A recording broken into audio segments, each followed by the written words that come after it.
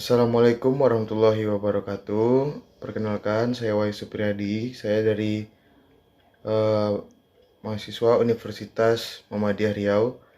Di sini saya akan menjelaskan tentang teori penetrasi sosial, yaitu terdiri dari sejarah penetrasi sosial, pengertian teori penetrasi sosial, dan contoh kasus teori penetrasi sosial.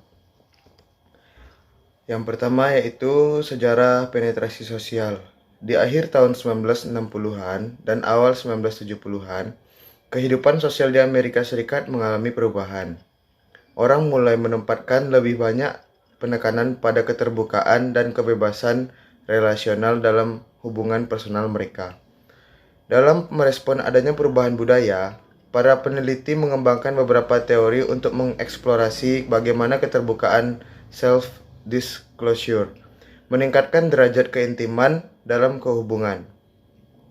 Selama periode itu, beberapa ahli psikologi yaitu Irwin Altman dan Dalmas Taylor mengembangkan teori penetrasi sosial untuk membantu kita memahami bagaimana self-disclosure atau pengungkapan diri memfasilitasi kedekatan hubungan dan tahapan-tahapan yang harus dilalui masing-masing individu agar dapat berjalan sebagaimana bergerak dari derajat kedekatan yang minim ke hubungan yang lebih dekat lagi.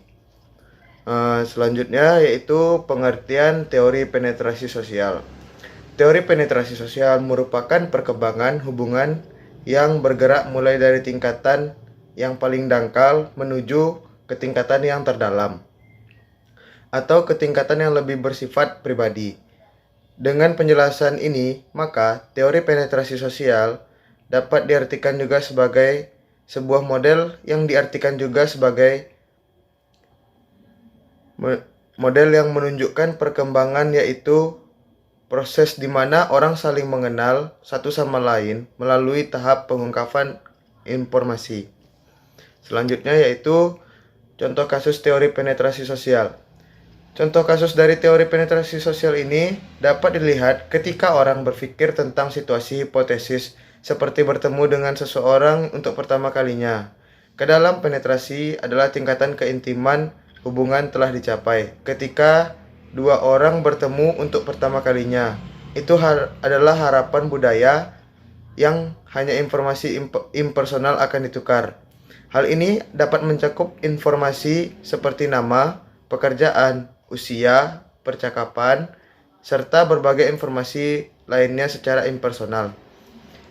Namun, jika kedua anggota yang lain berpartisipasi dalam pertukaran dialogis, memutuskan bahwa mereka ingin melanjutkan atau melanjutkan hubungan dengan kelanjutan pertukaran pesan yang lebih pribadi, informasi di pertukaran akan terjadi.